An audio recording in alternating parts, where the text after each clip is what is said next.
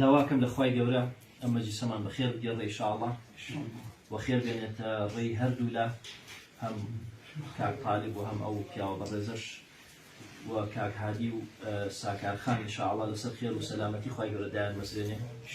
ئەوەی کە لەسەر ئێمەیە لەم جۆرە مەجلیسانە دوعای خێرە کە دوعای خێر بۆ هەردوو لا بکەین ئینشاءڵڵا و دەستبار بین لە هەر کاتێک مەسەڵەن کەسێکی ئێمە جا خزممان بێ دراوسێمان بێ هاوشاری خۆمان بێ مەسەلەن لەناو شار و وڵاتی خۆمانە بێ ئەگەر لە مەجلیسێکی ئاوا پێمان بوترێ بڕۆینیان قسەیەکی خێری تیا بکەین هەمیشە ئاسانکار بیت، چونکە حەدیثەکە چییە فەرمێ خەیر النکاحی ئەیسەڕه، باشترین کچ بەشودان و باشترین ژنهێنان و خێر دارترینیان ئەوەیە کە ئاسانترینیان بێ. جا بۆیە لەم جۆرە ئیشانەیە حەقیقەت ئێمە قسەی خێر بکەین ئاسانکار بین، نەک با قورسی بین، یعنی هەم ماڵی کچەکە هەم ماڵی کوڕەکە. خوای گەورە لە قورئانە فەرمێ ومن آياته أن خلق لكم من أنفسكم أزواجا لتسكنوا إليها. ئەفەرمێ لە نیشانی دەسەڵاتی خوای گەورە ئەوەیە کە هەر لە خۆتان ئافرەتانێکی بۆ دروست کردوون بۆ ئەوەی کە مایەی سوکنا بن بۆ ئێوە، مایەی ئارامی بن بۆ ئێوە. بۆیە بەڕاستی یەکێک لە نیعمەتە گەورەکان کە ئەگەر ئەتوانم بڵێم ئێمە ماڵەکەی خۆمان نەبوایە زۆربەمان تووشی ئەنواع عشقال نەخۆشی و دەردەسەری و ناڕەحەتی هاتی. ئەم دنیاە کە پڕە لە کێشە و مەشاکیل ئارامی ماڵی خۆمانە کە وا ئەکا ئێمە بەڕاستی ئەو مشکیلانە ئەو کێشانە ئەو نەهامەتیانە زاڵ نەبێ بەسەرمانە و تووشی کێشەی گەورەترمان بکات. یعنی سەیرەکەی کەسێکی موسڵمان و باوەڕدار پیاوێکی موسڵمان کە ئەچێتەوە ماڵەکەی هەست بە ئارامیەکە، ئەم ئارامیە شیفای سەدەها دەردە. بۆیە خوای گەورە لە قورئانە فەرمێ خێزانەکانتان بۆ ئێوە ئارامی، بۆیە پیاوی موسڵمان بێ ئەم ئارامیە لە ماڵی خۆیان پارێزێ. بەڕاستی ئارامی ئەوەیە کە ئینسان نەرمونیان بێ لە ماڵەوە، هەم پیا و هەم ئافرەت، هەتا مناڵەکانیش نەرمونیان بێ. وەکو چۆنە فەرمێ پێغەمبەر صلی الله عليه وسلم إذا أراد الله بأهل بيت خيرا أدخل فيهم الرفق. ئەگەر خوای گەورە بیەوێ ماڵێک خێر ئیرادەی خێری پیان هەبێ خێر بخاتە ناو ئەو ماڵە، ڕفق یعنی نەرمونیانیە خاتەوە ماڵە. حەقیقەت زۆری لە خەڵک یەن بۆ لای ئێمە ئەڵێ مامۆستا خێر لە ماڵمان نەماوە، ئەڵێ هیچم نابێ بە هیچ، ئەڵێ ماڵ و مناڵ بە گوێم ناکەم، ناڕەحەت یعنی وەلحاڵ لە ماڵەوە ئارامی نەماوە. ئەڵێن براکەم تۆ کەسێکی تووڕەیت، ئەڵێ بەڵێ زۆر تووڕە، واز لە تووڕەبوونەکە بێنە با خوای گەورە خێر بخاتە ناو ماڵەکەت. هەتا تۆ نەرمونیان نەبی بەڕاستی ماڵەکەشت خێر نایەتەوە، کاسبێکەشت خێر نایەتەوە، ناتوانی خێر بەدەستبێنی. بۆیە خوای گەورە فەرمێت لە نیشانی دەسەڵاتی خوا ئەوەیە کە ماڵەکانی خۆتان ئارامیە بۆتان، بۆیە ئەم ئارامیە پارێزە. بۆیە هەموو ماڵێکی موسڵمان ئەبێ ئەم ئارامیەی تیاوێ. پاشانە فەرمێ وجعل بینکم مەودە، لە نێوانتانە مەودەی داناوە، واتە خۆشەویستی. بینی ژن و پیا و خۆشەویستی تایە. هەر کاتێک بینی ژن و پیا و ڕق و کینەی تیا بوو بەڕاستی خێر لەو ماڵان نییە، ڕق و کینە نابێ بەڵکو خۆشەویستیە بێ. یعنی پێغەمبەر صلی الله عليه وسلم یەکەمین خێزانی کە خەدیجە بووە ڕزای خوای لێبێ، خەدیجە 5 ساڵە پێغەمبەر صلی الله عليه وسلم گەورەتر بووە، یعنی ئەوە نەبوو بڵێ کچێکی گەنج بێ ئافرەتێکی گەنج بێ، 15 ساڵە خۆی گەورەتر بووە و کچیش نەبووە بێوەژن بووە کە خواستێتی. دێ ئەوە نەخۆشەویستی هەبووە لە نێوانیانە. ئەو کاتی کە وەفاتەکە حتا پێغەمبەر صلی الله عليه وسلم ماوە لە دنیا هەر خێرێکی کرده بێ بۆ ڕەفیقەکانی خەدیجەی نردوو، وەکو وەفای بۆ خەدیجە ڕزای خوای لێبێ. ئەوە خۆشەویستیە بەڕاستی، خۆشەویستی بۆ هەموو خێزانەکانی تری، زۆڵمی لە هیچیان نەکردووە. چەند عایشەی خۆشویستوە ڕزای خوای لێبێ کە سەری لەسەر ڕانی عائیشە بۆ ڕزای خوای لێبێ و کاتی کە پێغەمبەر صلی الله عليه وسلم وفاتی کردو. ئەمە خۆشەویستیە بەڕاستی، خۆشەویستی پیاوێکی زۆر باش و باشترینمان بۆ خێزانەکە. بۆیە فەرمێ خەیرکم خەیرکم لأهله وأنا خەیرکم لأهلی. باشترینتانەوێت کە بۆ خێزانەکەی خۆی باش بۆ من لە هەمووتان باشترم بۆ خێزانەکەی خۆ. پاشان خوای گەورە فەرمێوە ڕەحمەتی لە نێوانتانە داناوە. یعنی لەناو ماڵی موسڵمانە چی هەیە؟ ڕەحمەت و بەزەیی هەیە. ئینسان بێ بە بەزەیی بێ، ئینسانە بێ لێبوردە بێ، ئینسان نابێت دایمەن تۆڵەسێن بێ. یعنی بۆ نمونە تۆ ڕۆژە لە ڕۆژان خێزانەکەت قسەیەکا بێ هەر تۆڵەی لێسێن، یا ئێوارەیەکیان قسەیەکا بێ هەر تۆڵەی لێ بسێن، یا مەسەلەن حەقی لێ بکەیتەوە. نا، موسڵمان چییە؟ لێبوردەیە بەڕاستی.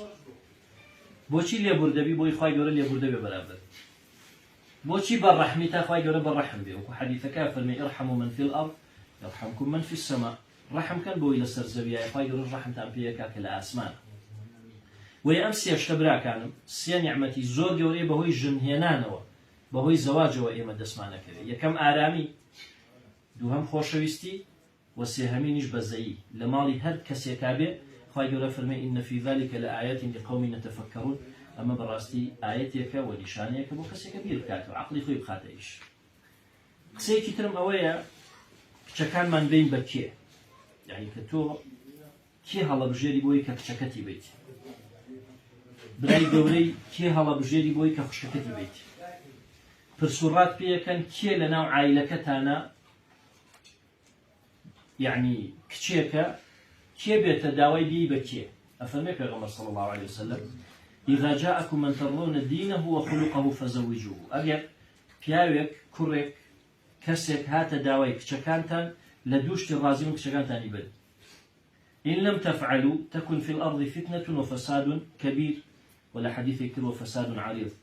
ئەگەر وانەکەن ئەگەر ئەم دوو سیفەتە هەبوو کچەکانتان نەیە بۆ کەسێک هاتووە بۆ ماڵەکانتان ئەوە بەڕاستی فیتنەیە گەورە خەڵقێ فەسادێکی گەورە دروست دەبێت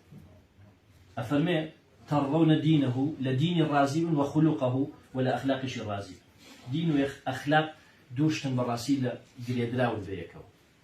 يعني پیغمبرات صلى الله عليه وسلم فرمي إنما بعثت لأتمم مكارم الأخلاق من بو هاتوم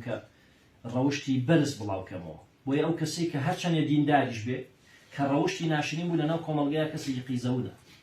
كسي كي بيزراو كسي كي سوكا دولا بيئو أبي إنسان روشتي جوان بي ڕەوشتی جوان گەورەترین ڕەوشت ئەوەیە کە تۆ خێزان و ماڵی خۆت پارێزی پاراستنی خێزان و ماڵەکەی خۆت گەورەترین ڕەوشت وە خراپترینی ڕەوشتیش ئەوەیە کە تۆ خێزان و ماڵەکەی خۆت نەپارێزی کە عەرزێکی بۆ خەڵک کە بەڕاستی ئەمە پێغەمبەر فەرمێ صلی الله علیه وسلم ئەم جۆرە خەڵکان ناچنە بەهەشتەوە ئینسان طبعا تۆ خێزانەکەی خۆت شەرەفتە ئەم شەرەفەی خۆت نەپارێزی ئەو کەسە خراپترینی خەڵکە و ئەو کەسە پێغەمبەر صلی الله علیه وسلم ناچێتە بەهەشتەوە بۆیە دین و ئەخلاق زۆر مهمە ئەو کەسێک کە هەڵیەبژێری بۆی کە کچەکەتی بیتێ با دین و ئەخلاقی هەبێ با ڕەوشتی جوان بێ با کەسێکی حەڵاڵخۆر بێ با کەسێکی داوێن پاک بێ با کەسێک بێ لەگەڵ خەڵکی چاکە هەڵسوکەوت و مامەڵە بکە با کەسێک بێ کاسبیەکەی کاسبیەکی موسڵمانانە و چاک بێ ئەم جۆرە کەسە هەڵبژێر و کچەکەی خۆتی بەر و لێ مەترس وەکو حەسەنی بەسری فەرمووی لیان پرسی کچەکەم بم بەکە فەرمی بە کەسێکی موسڵمان و باوەڕدار ئەگەر خۆشیشی نەوێ زوڵمی لێ ناکە ئەخرەکرێ ئینسان جاری وایە خێزانی خۆی خۆش ناوێت بەڵام ڕۆژە لە ڕۆژان پێی ناڵێ من تۆ خۆش ناوێت وەقەتیش زوڵمی لێ ناکە هەرچی حکومەتی خۆیەتی یە وە زۆریش ئەم بابەتە هەرێک ئێستا لەناو ئێمەیان زۆر لەو بابەتە لەو خەڵکی هەبێت کە خێزانی خۆی خۆش ناوێت بەڵام زوڵمیشی لێ ناکە بۆیە دین و ئەخلاق دووشتن بەستراون بە یەکەوە کچەکەتان بن بەو کەسە وەقسەی سێم و کۆتاییم ئەوەیە کە پێغەمبەر فەرمێ صلی الله عليه وسلم هەر کەسێک خوای گەورە و میهرەبان خوشکی یایە یان کچی یایە باش بێ بۆیان خۆشتە و پەرداغ بن و تێر و تەسەل بن ئەگەر سێ کچ بن ئەم سێ کچە بن بە پەردەیەک لە ئاگر بۆ دایک و باوکە وتیانی پێغەمبەری خوا صلی الله عليه وسلم ئەگەر دوانیش بن فەرمی ئەگەر دوانیش بۆیە کچ بەڕاستی بەرەکەتێک گەورەیە کچ زۆر خێرەیاتەوە کاتێک کە تۆ لەبەر خوای گەورە ئەو کچە گەورە ئەەکەی پۆشتە و پەرداخەکەی تێر و تەسەلیەکەی کە تا ئەینێریتە ماڵی خۆی ئەم قسانم وەکو بیرکردنەوەی و بیرخستنەوەی بوو بۆ خۆمان ئەم قسانم وەکو ئەجر و پاداشت و گەورەیەکی کچ بەشودان کە چەند گەورەیە بۆ کاک تالیب کە بزانێ و هەروەها کاک هادی ئەبێ زۆر پند و ئامۆژگاری وەرگرت لەم سێ بابەتی کە من باسم کرد ئەبێ بزانێ کە ئەم خەڵکی کە ئەم قەرەباڵخیان کردووە لەبەر ئەواتوو بۆیە بێ باش بێ بۆ خێزانەکەی خۆی ئەبێ باشترین پیاو بێ لە مودووە ئەوەی کە ئەو پیاوە هەر کەسێ خوای گەورە کچی باتێ من باوەڕم وایە ئەگەر باوکێکی میهرەبان و باوکێکی خەمخۆر بێت لە یەکەم ڕۆژی لە دایکبوونی کچەکەی و دوعای خێری بۆکە